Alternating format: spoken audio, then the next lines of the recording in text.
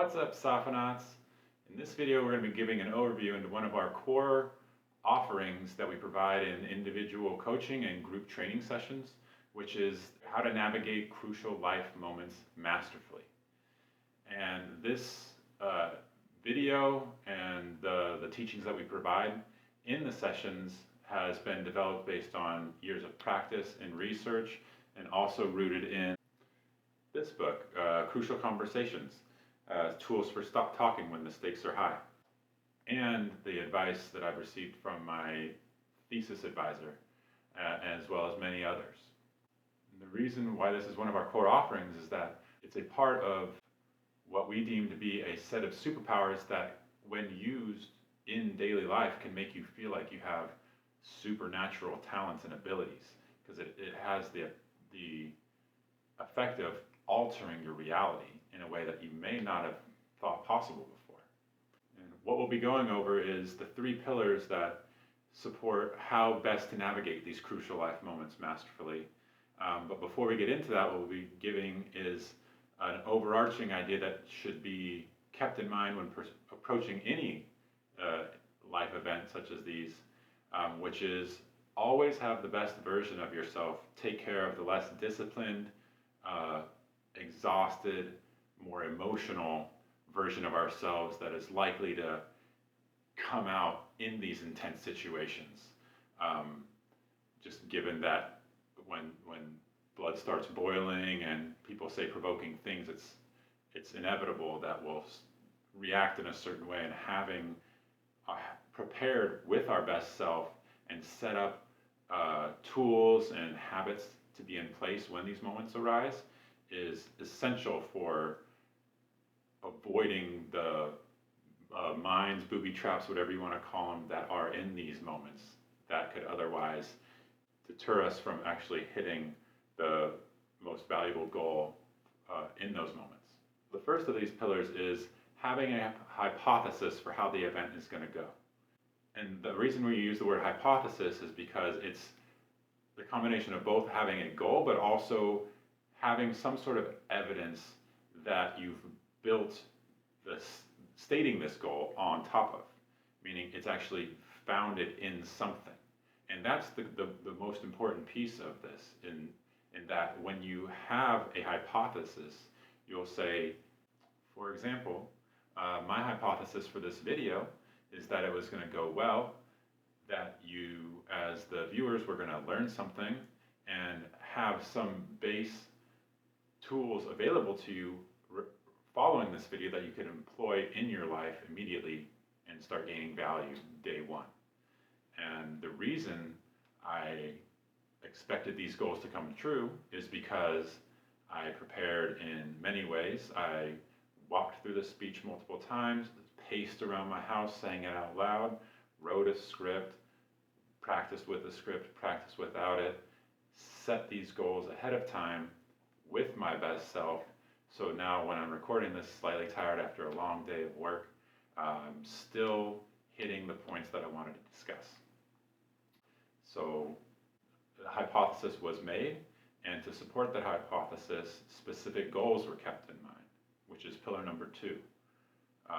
It's extremely important to have not only goals for yourself and what you want out of the encounter, but what do you want for the others involved. For example, when going into a client meeting, my hypothesis is likely going to be that the meeting is going to go well. To support this hypothesis, I believe it's going to go well because I've prepared in the following ways. I have presented or put together the results in a way that is more digestible to the audience. I have thought through what their counterpoints and questions could be and prepared answers that are succinct and will satisfy the audience. I will have prepared the audience for these results over the duration of the project so that there is nothing that's going to be hitting them out of the blue or surprising them.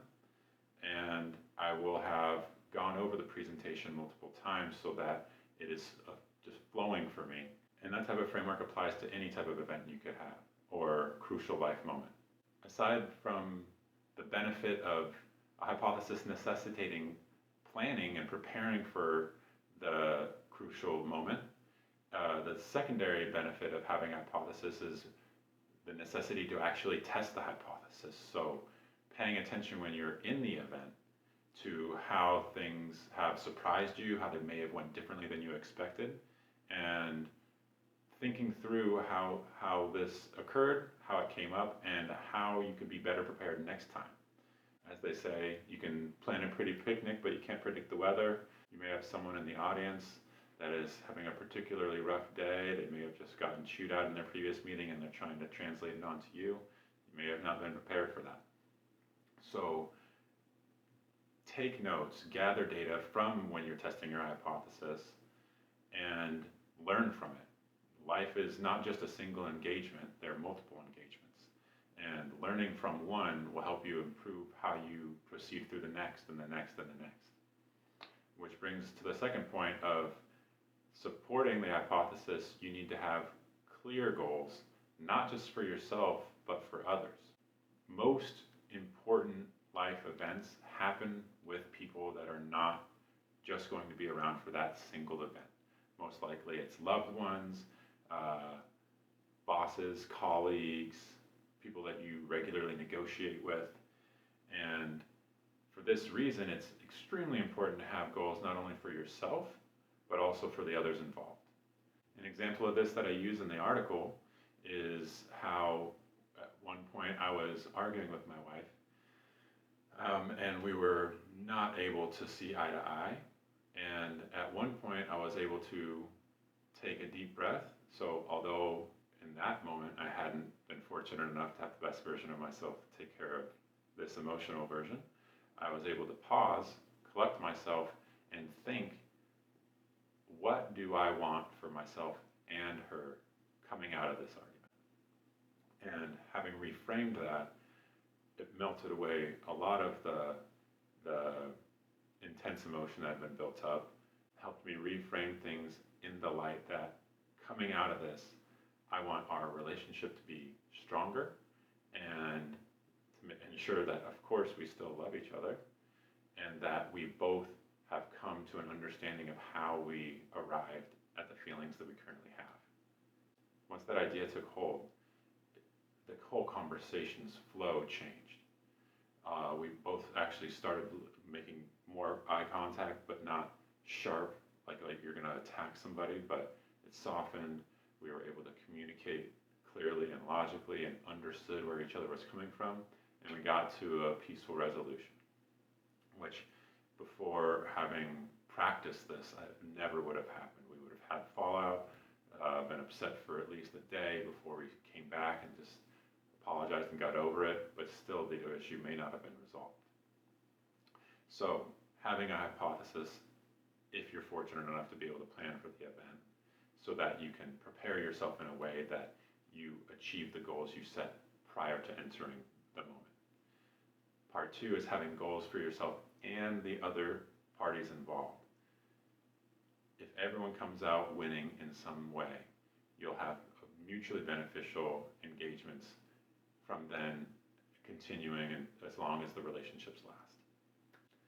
And the third pillar is creating shared pools of meaning, which is based on the idea that there are indisputable facts or objective facts in the world, which are events that happen from anyone's perspective, it'll be the same. But the way our brains work so quickly to apply meaning to these facts makes it so seamless within us that these facts, like the original facts, once we apply meaning, evolve in our minds as new facts. But as you can see with almost any argument you've ever had, most likely people started with the same fact, and as they applied meaning, these facts got further and further apart. And the reason that the tension arises is because these cannot be reconciled with each other. Each of the stories you're telling yourselves are so far apart that there's just going to be no overlap and no seeing eye to eye. Taking a deep breath at the beginning or prior to one of these crucial life moments, reminding yourself of what is the undisputable fact. For example, say you arrive late, home late one night for dinner, and your significant other was expecting you to arrive half an hour early, you promised you would. You said, although you were late the last few days, today is going to be different. I'm going to prioritize this and get home early. On time, yes, hopefully early even. But yet again, you arrived late. Arriving late is the fact that you both see equally, but the meaning applied is immediately different. For example, you may know that there was a 3-car pileup in the middle of the highway on the way home that added at least 45 minutes to your commute. And maybe your phone had died, so you weren't able to communicate this to your wife. From your wife's perspective, or sorry, your significant other's perspective, you're just late again because you don't care and this is not a priority to you. Those are very different applied meanings to the same single fact of you arriving home late. You see how vastly different those can get quickly. So at the beginning of a conversation, it's important before emotions start rising and the tension builds even more to get to the baseline truth of what do we both understand to be true that happened. And then let's build from there to see how we arrived at where we are. And understanding how we each got to our different applied meanings is extremely valuable in understanding each other. And also the fact that you don't want misunderstandings to snowball and take over the conversation. In summary, navigating crucial life moments, obviously an essential skill that everyone needs to have. The 3 main pillars of which are having a hypothesis before entering one of these moments of how it's going to go so you can prepare for ensuring that that success is achieved. Pillar number 2, stating goals for yourself and the other parties involved. Without stating goals for the other parties involved, it may become one-sided and selfish, and then you may, if it's an argument, may end up trying to win the argument, which we know if you win, everyone loses. So having real, genuine goals for the others involved, so everyone comes out winning in some way. And the 3rd pillar being create shared pools of meaning. Try to get to the actual shared facts of the matter before things potentially spiral and the tension builds to a point where it just snaps. And again, have the best version of yourself. Take care of the less disciplined, exhausted, emotional versions of yourself that are likely the ones going into these moments. That is the crucial foundation to build these pillars on so that you can navigate these crucial life moments masterfully. I hope that was of some help, and again, our services are linked below, and if you'd like to see the article that summarizes some of these concepts, please check out the link in the description below as well. Again, thank you and have a great rest of your today.